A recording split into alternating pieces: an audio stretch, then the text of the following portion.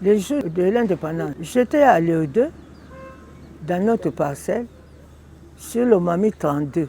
La maison là, elle est toujours là d'ailleurs. C'était vraiment la fête. Parce que notre voisine ici, c'était un Brazzavillois, un Moulari, papa François Lupango. En face, mon pouille Antoine Moulari. En diagonale, papa Henri Gambara, un ancien combattant. Alors lui, il nous a fait rire les jours de l'indépendance. Le papa de Mado Sogana. Elle sortait avec sa tenue d'ancien combattant pour montrer que oui, aujourd'hui j'ai vraiment de la valeur. J'ai combattu pour les Belges et maintenant nous allons combattre pour nous-mêmes à Zotambla. Voilà. Birmanie. Nous avons combattu à Birmanie, Sayo, tout ça. Mundele Motopamba, Azongepanae. Moi j'étais à la mission catholique d'Ngilinga et je me rappelle bien, le chef, le secrétaire a fait venir le Masikoulou qui ont malheureusement disparu. Masikoulou, tout. Et c'est tam-tam des cérémonies grandioses, des cérémonies de grande envergure et surtout symboliques. Je ne joue pas les Masikoulou pour rien, non. C'est quand il y a un événement important. Et j'ai vu les Masikoulou qui est venu de Kinompolo, en Ngilinga. Mais on était heureux parce que, je vous dis, le langage, le message porté par les politiciens était l'espoir. Nous sommes libérés, il n'y aura plus de chicotes, il y a même qui disaient on ne paie plus l'impôt et les magasins vont nous appartenir, etc. seront égaux aux Blancs. Et moi qui vous parle, j'ai osé me mettre là où se mettent les Blancs. Et une religieuse blanche veut me mettre, me dire, Katoka qui fout Mamindele, Lungwa et le Mamindele. Alors, moi je lui dis, ma soeur, là où j'ai mis pied, c'est la terre de mes ancêtres. Nous, quand on était jeunes, on savait que les Blancs, c'est leur pays, c'est pourquoi ils nous dominent. Mais, par Papa Lumumba, il nous a appris que ce n'est pas leur pays. Ils sont venus de l'Europe. Et c'est par là que je vais comprendre que même à l'école primaire, nous avons appris la géographie de la Belgique et nous avons aussi appris l'histoire de la Belgique. C'est là où j'ai compris qu'ils sont venus de loin, ils sont venus nous coloniser. Alors ils nous disaient qu'ils vont un jour partir, ce n'est pas leur pays. Le pays, c'est pour nous les Noirs. Et ce pays, on ne l'a pas acheté par les Belges, mais ce pays nous était laissé par nos ancêtres. Papa Henri Kassongo, un papa, je ne savais pas que j'étais effrayée ce jour-là parce qu'il sortait avec des jambes en bois comme un épervier. C'était le chef de Bayaka à Kintambo. Tout le monde était réuni là devant chez lui. Lui était sur on appelle ça échassier, hein, des jambes en bois, pour être très haut et visionner tout le monde. Hein.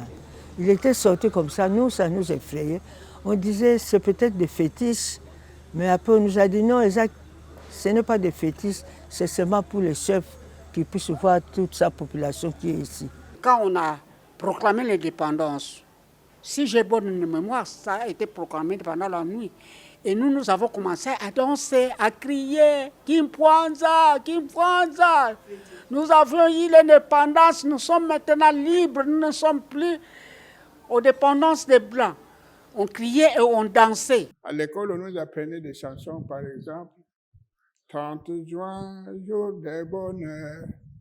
30 juin, jour de bonheur.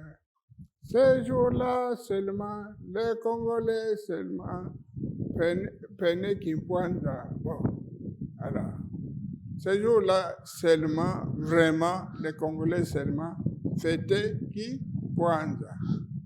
Donc, pour nous, les enfants à l'école, nous apprenaient que ce jour-là, le 30 juin 1960, dans notre pays a accédé à l'indépendance et on fêtait ça. Il y avait ce qu'on appelle des défilés. Donc, on était étonnés de voir, même à l'école, on organisait un défilé Alors, chaque fois qu'il y avait une célébration de la fête du 30 juin,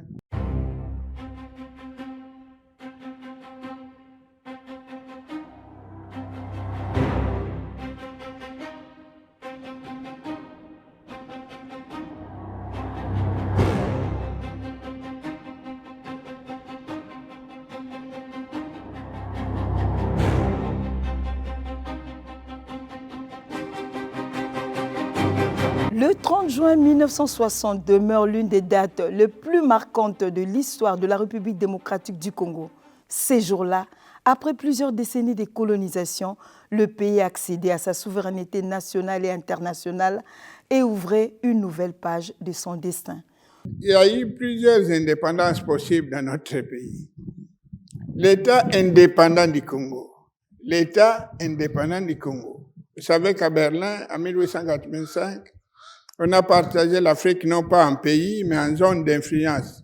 Zone d'influence des Français, zone d'influence des Britanniques, zone d'influence des Portugais, zone d'influence belge, Congo belge. Mais le Congo belge en question lui-même est devenu indépendant en 1830. Donc 55 ans avant la conférence de Berlin. Alors ils ont dit, mais nous, on vient d'avoir à peine l'indépendance en 1830. C'est 50 ans avant, c'est pas beaucoup. Alors, nous ne pouvons pas nous engager dans une entreprise coloniale. Ça, ce sera coûteux. S'il en est ainsi, vous, le roi de Belge, Léopold II, duc de Brabant, Saint-Luc, duc de Brabant, et vous prenez l'achat de votre parcelle, votre propriété. Alors, dépensez votre argent de la fortune royale, mais pas la fortune de l'État belge. Alors, c'est comme ça que ça s'appelle État indépendant du Congo. Et puis, on a décidé en 1908 que les rois cèdent. Pour ne pas perdre la possession, il faut céder. La Belgique doit annexer les Congo. La colonie Congo-Belge devient une colonie de la Belgique, une colonie d'exploitation. Parce qu'on pose la question, cette colonie sert à quoi? Exploiter des ressources naturelles pour l'intérêt de la Belgique. C'est pour la Belgique, là. Deuxième chose, relever le niveau de vie des populations indigènes, humaniser. Pour qu'il y ait la richesse, il faut des travailleurs, il faut aller à l'école, il faut aller prier, pour que vous ayez des travailleurs qui soient bons à quelque chose. Et ça, sont les missions coloniales. Alors, maintenant, donc, première indépendance, État indépendant du Congo. Nous passons dans les années 20. Nous avons participé à la Première Guerre mondiale, là. Grande guerre qu'on a appelée ça, 14-18. 1920, déjà même, il y avait le garvéisme. Marcus Garvey, c'était un noir américain qui a dit que les noirs américains qu'on a affranchis de l'esclavage doivent se libérer de l'esclavage. Et ils doivent rentrer en Afrique. Rentrer en Afrique, demander, chasser les Européens. Et nous, les noirs américains qui avons déjà une bonne formation dans les écoles américaines, nous rentrons au Congo. Nous rentrons en Afrique en général pour diriger les colonies africaines. Donc, à partir des années 20, on parlait du mouvement Back to Africa, retour en Afrique. On nous a vendus comme esclaves. Maintenant, nous sommes affranchis de l'esclavage. Nous rentrons chez nous. Et nous occupons de bonnes positions au Libéria, Freetown, Libreville. Vous voyez les noms des villes qu'ils ouvrent là. Nous allons diriger ces pays-là. Il faut l'indépendance. Chasser les Européens qui occupent inutilement les territoires et nous prenons des postes. C'est dans cette mouvance que vient l'affaire Simon Kimbangu. D'abord, Paul Banda Fardana, il était le premier intellectuel congolais en Belgique. On a amené comme enfant des bombes jusque là-bas. Bon, à ce moment-là, il commence à faire des conférences en Belgique pour dire que bon, plus tard, bon, le Congo va s'émanciper.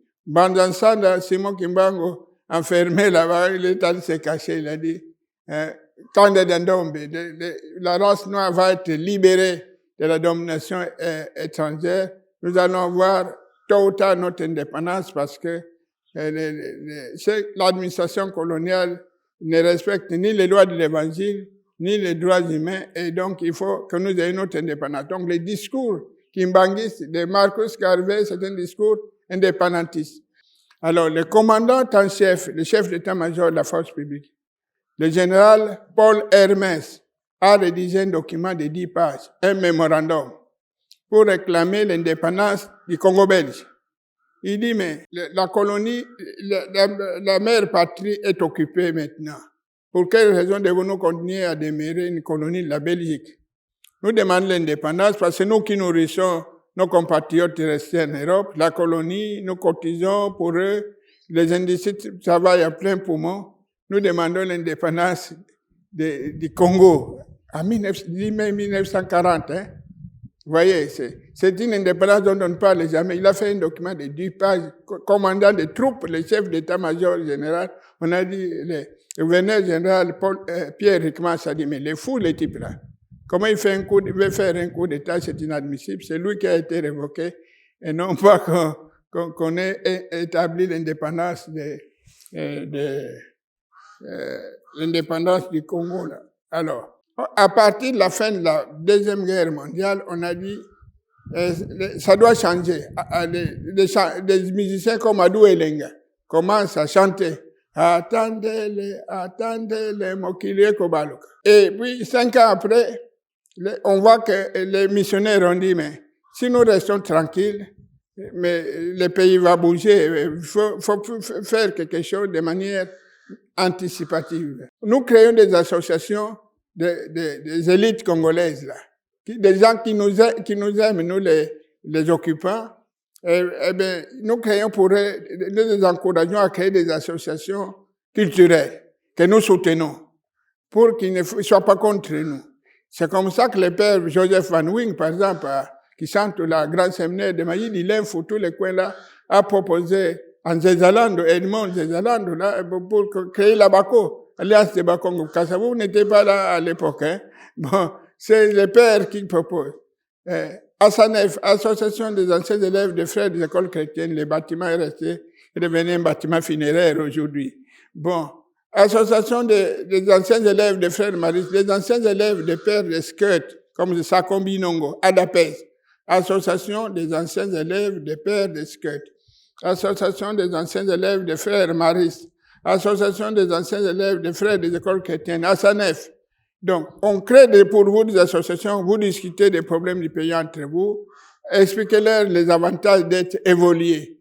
L'oba français, le kula mondele, ko seka le kula mondele, ko lata ne papillon, le kula mondele, ko salanzela foire nasuki, le kula mondele. Alors, un évolué, il va manger avec il sera cas de mérite civique, il mérite d'aller manger avec les blancs, ko seka naba mindele.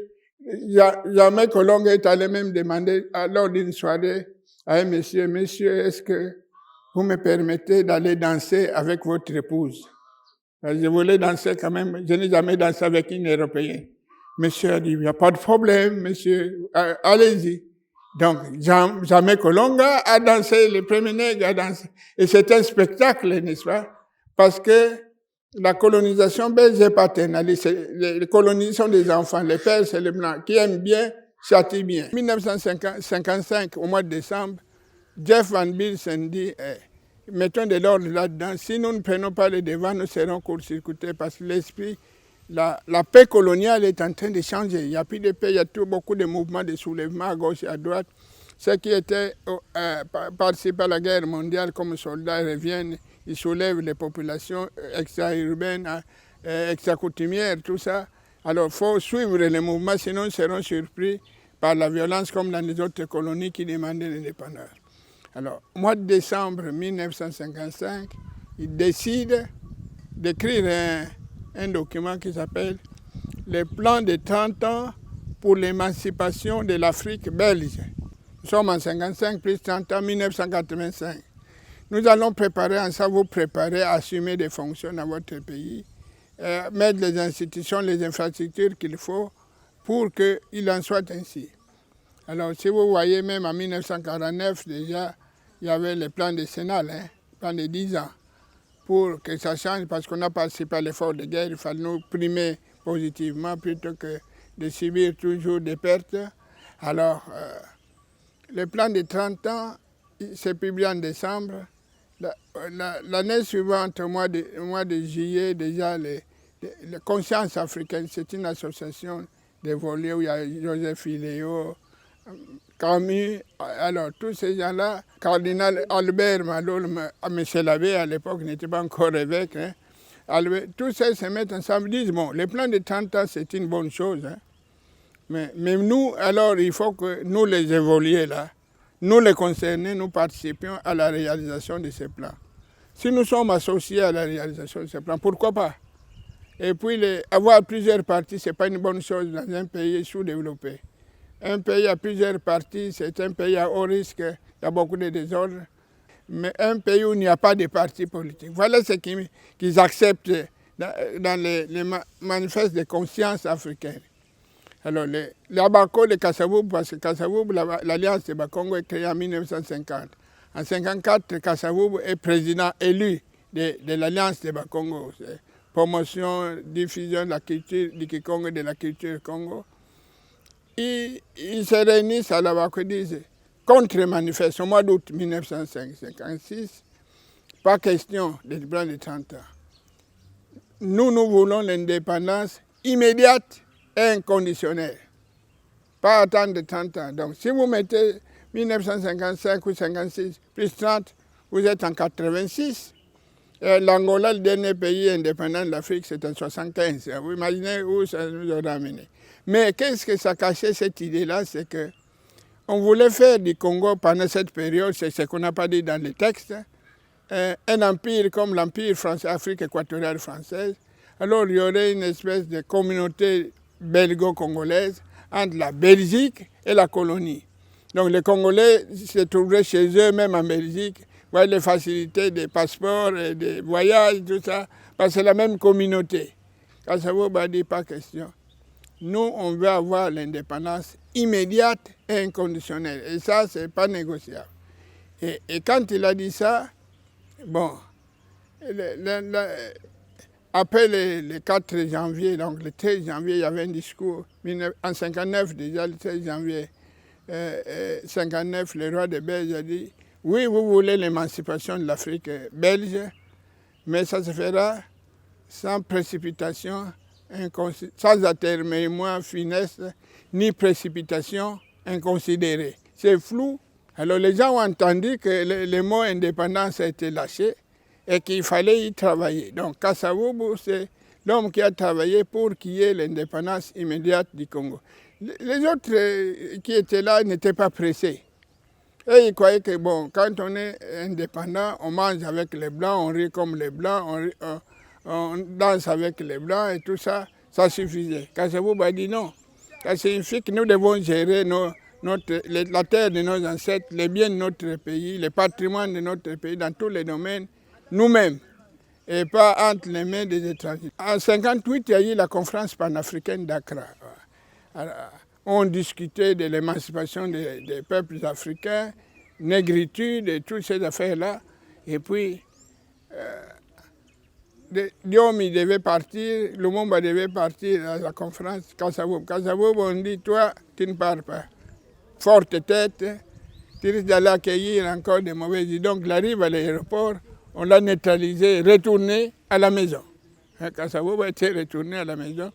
Diomi, Lumumba, ils sont partis à Accra. Lumumba arrive à Accra, à la conférence panafricaine. Il trouve que la Guinée de Conakry, Sékou Touré, est déjà indépendante. Nkrumah, 57, indépendant. Nous tenons un discours de 30 ans.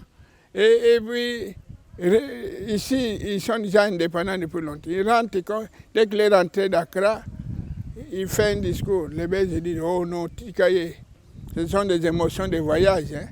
C'est notre Lumumba là, il ne peut pas nous trahir parce qu'il était correspondant du Parti libéral belge à Kisangani, Lumumba. Alors, il dit non, il n'a pas changé, c'est le même.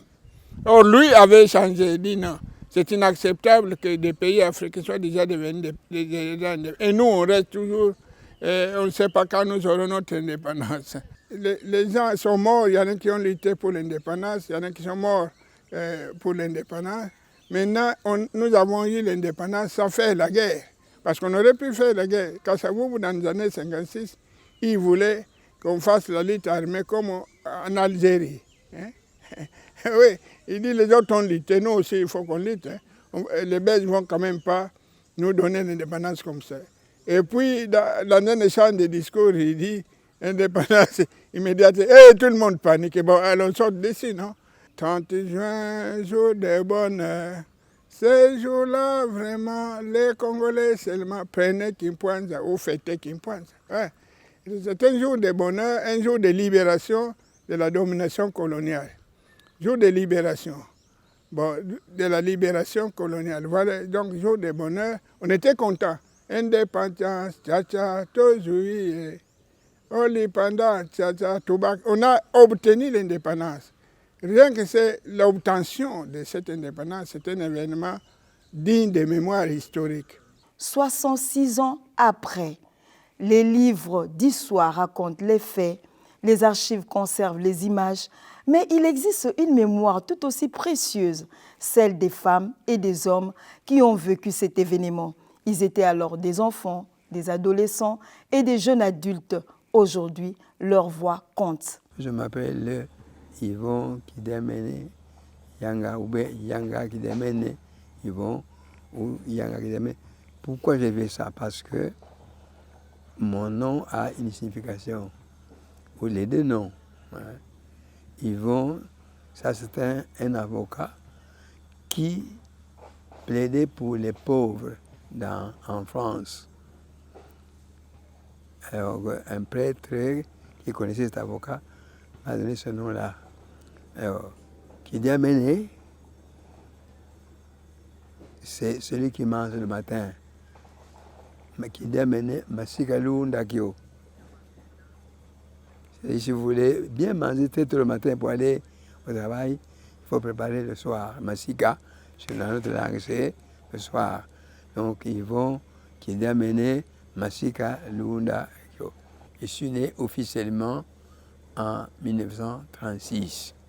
Je dis bien officiellement parce que pour aller au collège ou à l'école secondaire à l'époque, il fallait avoir moins de 16 ans, moins de 16 ans, moins de 17 ans. J'étais à Kisantou, à Levagnum, c'est-à-dire l'école qui formait les assistants médicaux, les assistants agricoles et les assistants administratifs.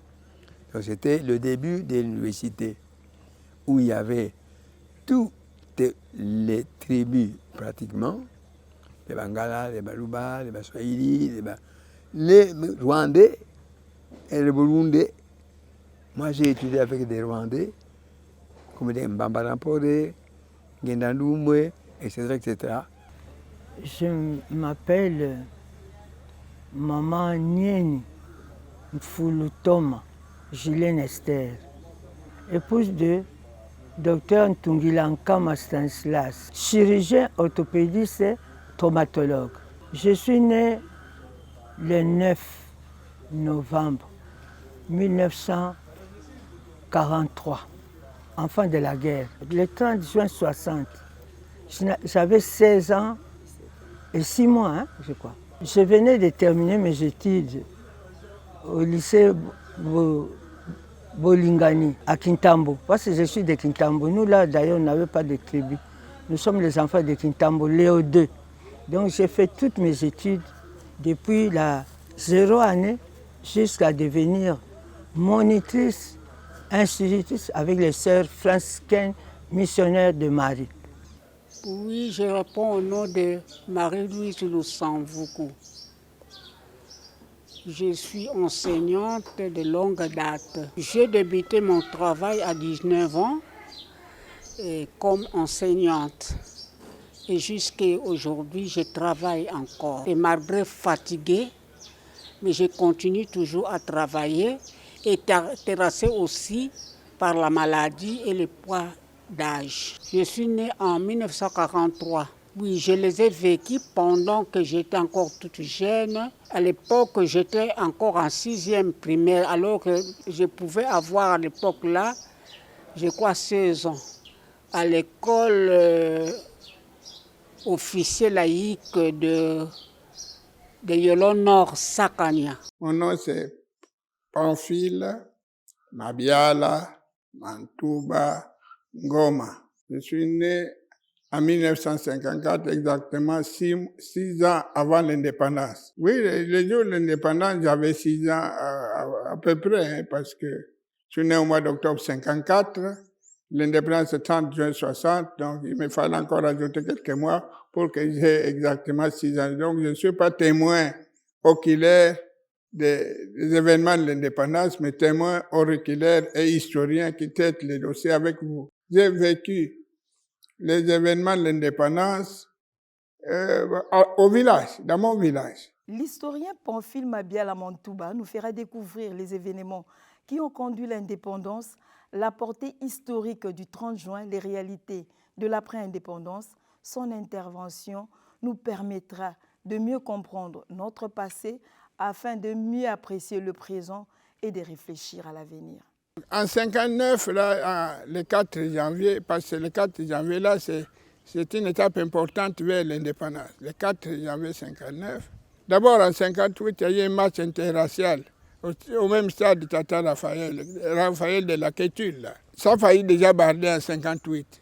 Ce qui est arrivé après le match de 59, maintenant vous voyez même la Coupe du Monde, comment ça se passe. Hein? Et alors en 59, il s'est passé le 4 janvier 2 choses. Il y avait un match Mikado avec Vita Club. Vita Club a perdu le match. Le même jour, il y avait un meeting de l'Abaco sur Imka, à côté de Oshola, au Kassavo, où il y a une salle Imka là. Alors maintenant, il fallait que l'Abaco, l'Alliance de Bakongo avec Kassavo à la tête, puisse se prononcer sur l'évolution politique du pays. C'était un dimanche, le 4 janvier 59, un dimanche. Voilà. Les gens qui sont sortis du match, qui étaient mécontents parce que Mikado a battu Vita Club, sortent fâchés. Les meetings de l'Abaco étaient interdits également. Les meetings de l'Abaco, c'est sur la place Imka. Bon, ils avaient demandé la permission de tenir les meetings. Le premier bourgmestre, donc espèce de gouverneur actuel de la ville, il a dit non, ne répondez pas. Finalement, on arrive le dimanche. Vital Moine, qui est devenu un ancien officier, sergent-major comptable de la force publique, qui est devenu premier bourgmestre, président du Congo central à l'indépendance, c'était militaire. Il a essayé de mobiliser les gens pour leur dire que ne venez pas demain parce qu'on a interdit les meetings de demain sur la place Imika. Là. Et les gens ont dit non, non, non. Nous savons que demain il y a meeting, on va au meeting. Et puis vers 14h, le match est fini. Et aussi le meeting, on attend Kassavo, Mbotakassa, le roi Kassavo, il faut qu'il vienne parler. Kassavo dit, je ne peux pas partir, on va m'arrêter. Ce qui est interdit, on ne le fait pas. La loi, ce qui est interdit, on ne fait pas. Bon, les gens ont dit, venez parler, vous ne pouvez pas nous laisser abandonner au stade là. Kassavo arrive, il dit, voilà, le premier bourgmestre de la ville de Kinshasa, Léopoldville, a interdit les meetings, il n'y aura pas de meeting. Il est rentré.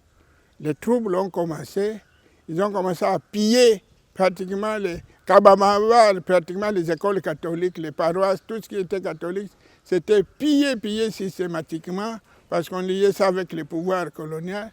À l'époque, j'habitais sur Kabinda. J'habitais chez mon cousin. Et nous avons entendu du bruit, nous avons vu des gens circuler avec des biens.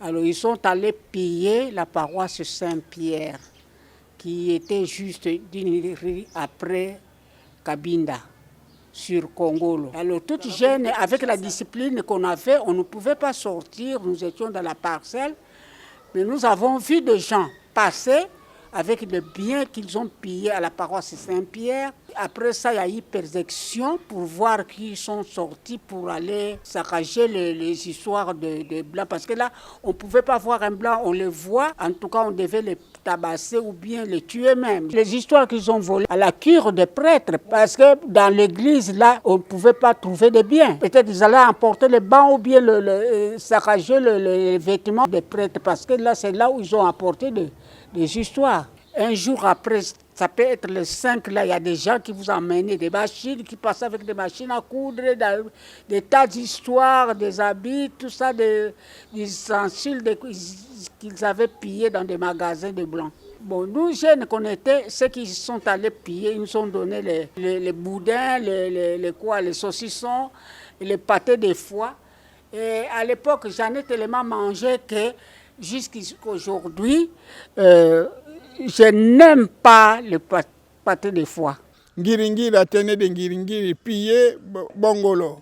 Là, il y avait Mariano là, des magasins portugais. Donc on commençait à piller les magasins et renverser des véhicules. Nous avions appris la mort d'un collègue qui s'appelait Poiti, qui était de la même classe que moi, qui était décédé. Parce qu'ils habitaient juste une rue après Bongolo, mais comme il y avait, on tirait, il y avait aussi des balles perdues qui pouvaient attraper n'importe qui. À Kintama magasin, il y avait un grand magasin là, M. Eduardo. M. Eduardo tuait les gens depuis la fenêtre de son étage. Vous sortez avec les sacs de macaroni, il tue. Et souvent, c'était des gens venus de l'intérieur. Les gens qui venaient à pied, Congo Baye, les soyez vacances, c'est pas nous qu'on aille. Ils voient là-bas, on est en train de voler, lui aussi s'associe. On les tue. Vous êtes chez vous là, si nous, on n'est pas sortis. Même de la maison, on n'était pas sortis. On était chez nous bien enfermés là. On a commencé à voir les morts qui venaient de la ville, les gens pleurant, anti-Congo. C'était terrible, c'était des émeutes. Mais la plupart des gens qui sont morts ces jours-là, c'est des pilleurs. Donc ils venaient de chez Edouard, boucherie portugaise, qui avait au coin là des... Donc ils venaient du magasin. D'autres avec Noguera, ils ont vidé aussi Noguera. J'ai connu, j'ai vu, parce que nous étions en route pour aller assister au match Mikado et Vita. Nous avons vu des choses qu'on n'a jamais vues. Des poteaux de courant, parce qu'à ce moment-là, il y avait des bus, gyrobus, qui roulaient avec le courant, comme le train électrique. J'ai vu des gens déboulonner ça. J'ai vu des gens porter sur leurs épaules les frigos. Ils ont pillé parce que, à part Sénégal, oui, où il y avait des magasins très bien, il y avait aussi un camp du côté en face de Kassavubu, où il y avait des magasins qui avaient le même standing que les magasins de la ville, mais qui appartiennent tous aux Portugais. Ces magasins ont été pillés. Les Portugais, les Belges, tout ça, tout le monde fuyait. Mais malheureusement, les Congolais n'étaient pas armés. Les Belges ont tiré dessus. À bout portant. Il y a eu des morts. Ça s'est continué jusqu'à la nuit tard. Alors, comme on a déraciné les poteaux éclairés la ville, c'était le noir, l'obscurité. Ça a favorisé alors encore le vol, le pillage et évidemment la tuerie. Nous avons fui depuis Victoire jusqu'à Kitambo, jusqu'au camp Utex et Léo. On courait, parce qu'on tirait partout, alors on avait peur.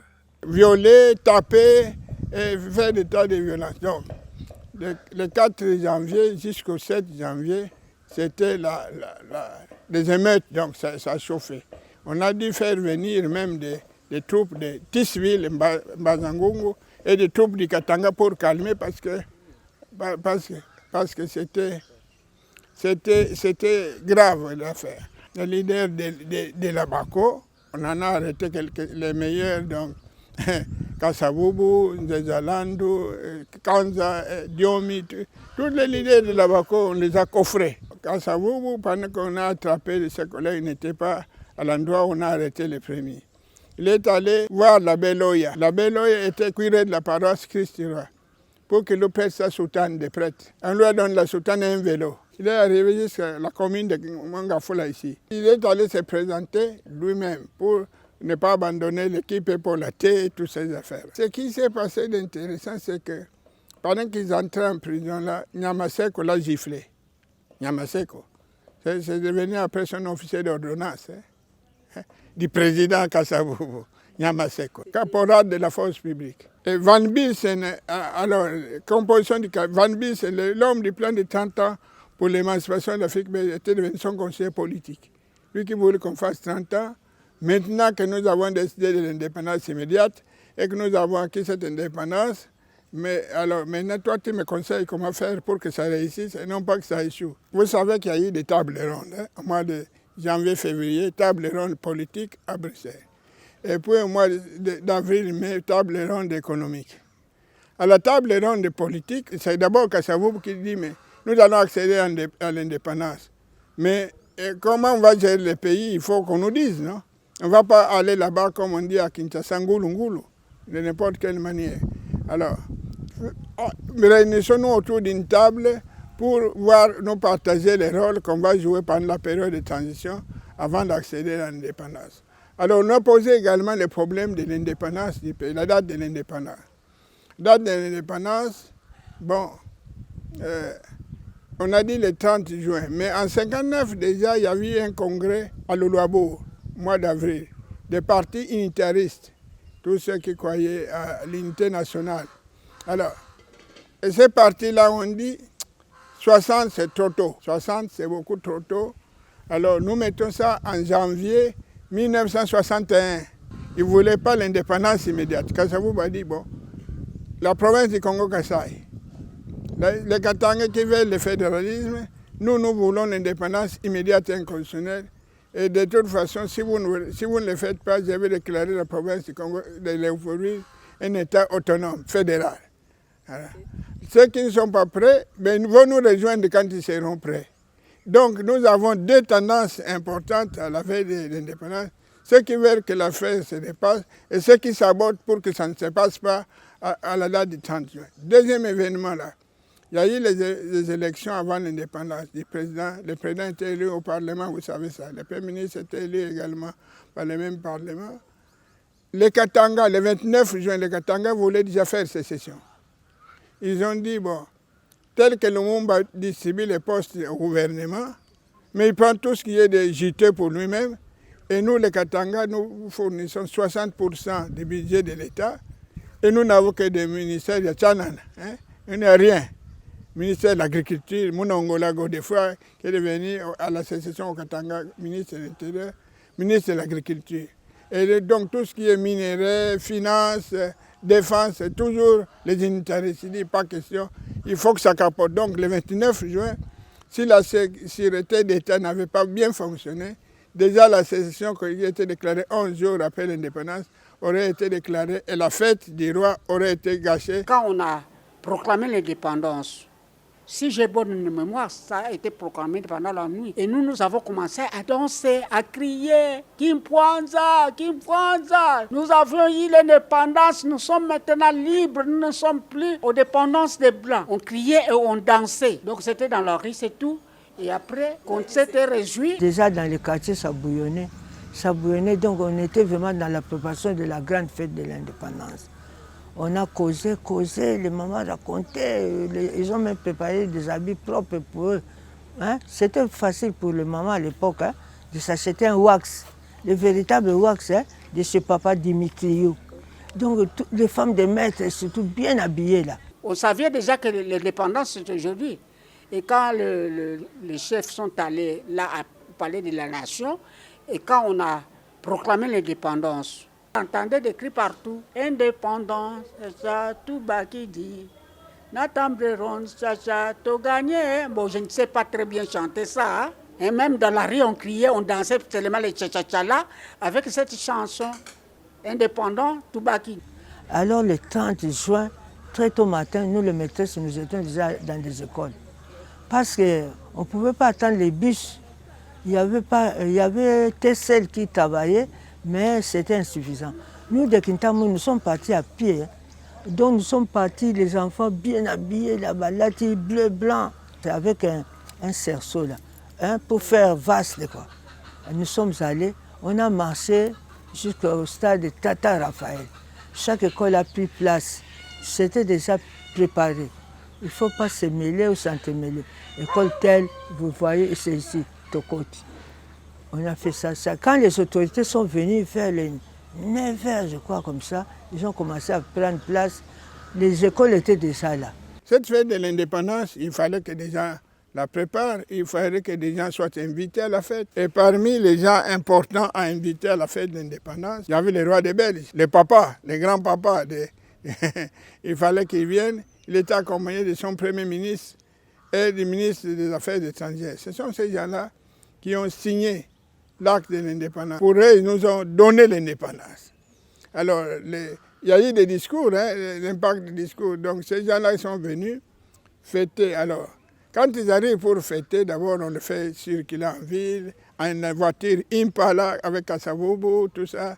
Et un coup de route, Ambroise Boyimbe vole les sables du roi. Il y a ici que pour voir le mango ici, il faut d'abord la mango, Mbeliwan. Dans la promenade militaire, il y a eu beaucoup de petits incidents, mais ça appartient à toutes les fêtes. Donc la fête, il y a eu une messe dans la cathédrale Notre-Dame du Congo, et la déclaration de l'indépendance a eu lieu au Palais de la Nation le jeudi, quand il jouait un doux soleil. Hein? Le soleil était doux ce jour-là. Alors d'abord, pour parler du doux soleil en question, pour préparer l'indépendance à la table ronde, on a décidé qu'il y ait une loi fondamentale pour gérer la transition. En attendant que les Congolais eux-mêmes fassent leur constitution, il fallait que l'État soit géré. C'est la loi fondamentale du 19 mai 1960. Cette loi fondamentale, il n'y avait pas d'hymne national. Le père Boka, jésuite, avec Lutumba, musicien, se sont mis ensemble, ils ont composé l'hymne national qui n'était pas prévu dans la Constitution. Donc l'hymne national entre dans la Constitution le 1er août 1964 avec la Constitution de Louloabourg. Hein, qui ont fait ça d'abord provisoirement pour sauver la cérémonie. Et puis cet hymne national est composé avec un discours comme les puissants. Chantez-les, louez-les, alléluia. Donc les styles. En ton nom, l'hymne sacré de votre solidarité, fièrement sali. Tantôt première personne de prière, tantôt première personne, c'est le style des psaumes, non? Et les élèves avaient préparé d'abord défiler. Après avoir défilé devant les chefs, donc on a appris, on répétait. Pendant un mois, 45 jours, on répétait comment défiler devant les autorités. On allait, on revenait, on allait, on revenait. Jusqu'à ce que la sœur dit, c'est bon. Mes souvenirs, bon, les années qui ont suivi, quand on grandissait un peu plus, il y avait des fêtes de l'indépendance. À l'école, on nous apprenait des chansons, par exemple. 30 juin, jour de bonheur.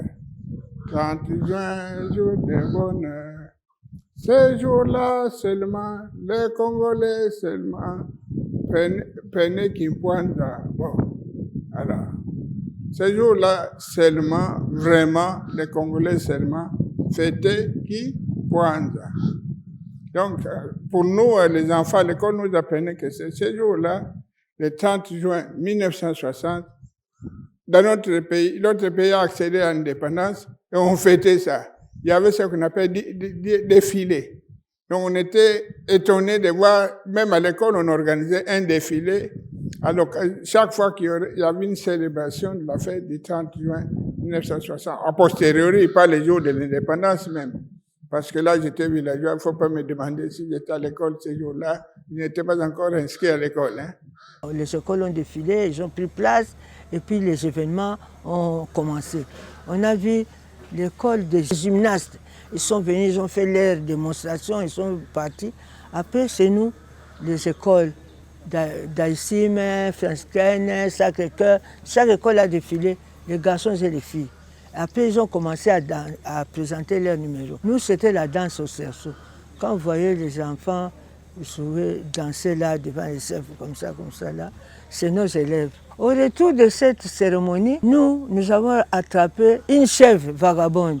Elle nous a suivis jusqu'à l'école. Elle est entrée. Alors, moi, j'étais dans ma classe 5e B, l'autre 5e A, il y a Clémentine, qui était devenue une fois même directrice de l'école à Charles-Luanga, là-bas, chez les Fransken de Bandal. On a dit, mais cette chèvre qui nous a suivis jusqu'ici, on a attendu que quelqu'un vienne réclamer.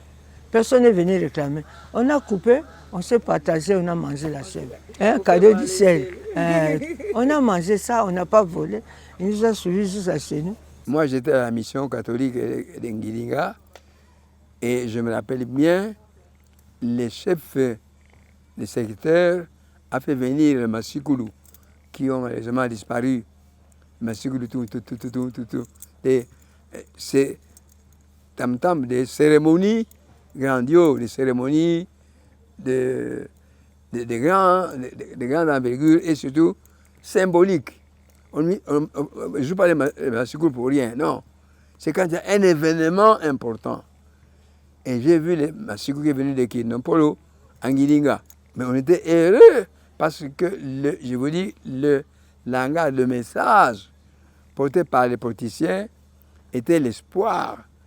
Nous sommes libérés, il n'y aura plus de chicotes, il y a même qui disaient qu'on ne paie plus l'impôt et les magasins vont nous appartenir, etc., seront égaux aux Blancs. Et moi qui vous parle, j'ai osé me mettre là où se mettent les Blancs. Et une religieuse blanche veut me mettre, me dire, quand tu crois qu'il faut que Mamindele, Lungwa et les Sira Mamindele. Alors, moi je lui dis, ma soeur, là où j'ai mis pied, c'est la terre de mes ancêtres.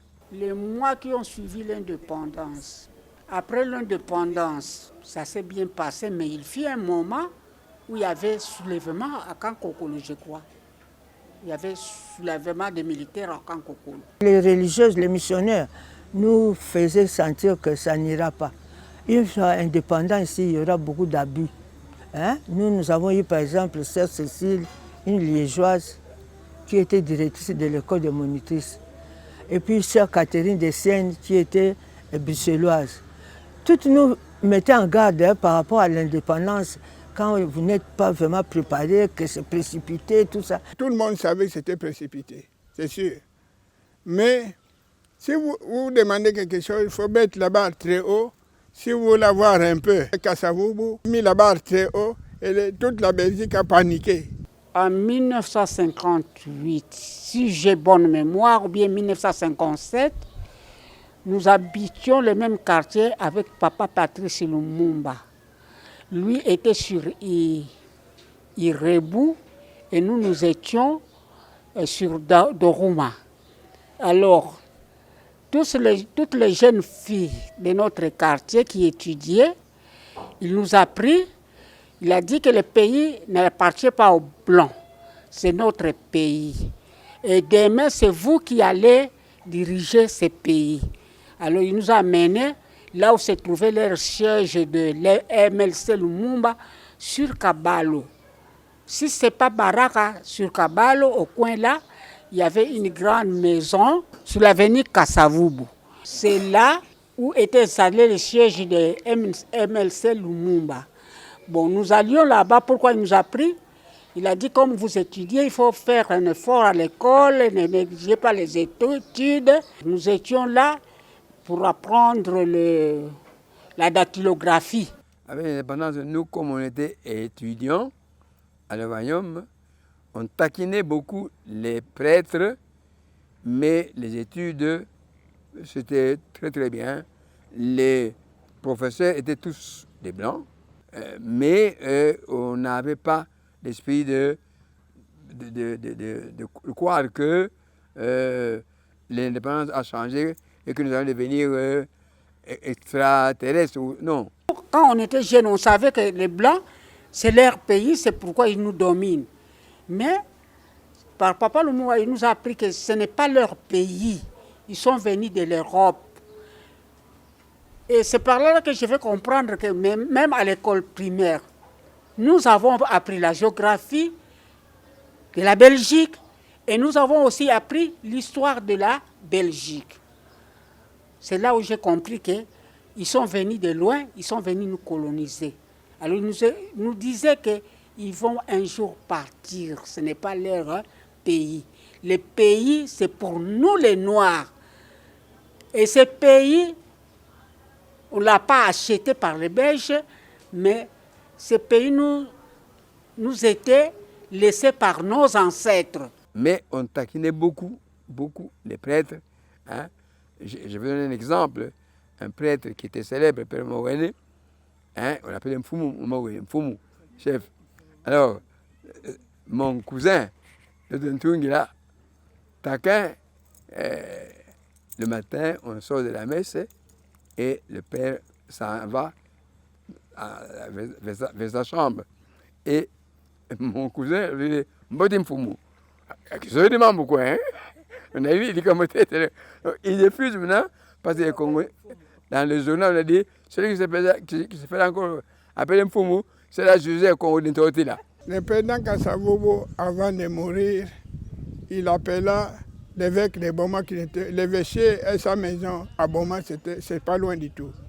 Il appelait Monseigneur Raymond Doudi, Nyanga, évêque de Boma, qui est venu lui donner le dernier sacrement. Il dit, voilà, Monseigneur, moi je vais mourir tout de suite là. Mais là où vous restez, dites à Mobutu, au général Mobutu, de sauvegarder l'indépendance de notre pays, de protéger la cohésion nationale et de garder le Congo comme un pays uni, et loin des divisions ethniques, ainsi de suite. Ces serments-là, c'est ça le testament que je lui laisse, sauver, protéger à tout prix l'unité du pays et la cohésion nationale et l'intégrité du territoire. La souveraineté ne se négocie pas. Ainsi s'achève cette édition, une page d'histoire consacrée au témoignage des femmes et des hommes qui ont vécu l'indépendance de la République démocratique du Congo le 30 juin 1960. Retrouvons-nous prochainement pour une nouvelle page d'histoire, l'émission qui fait parler du passé pour mieux comprendre le présent et préparer l'avenir. À très bientôt.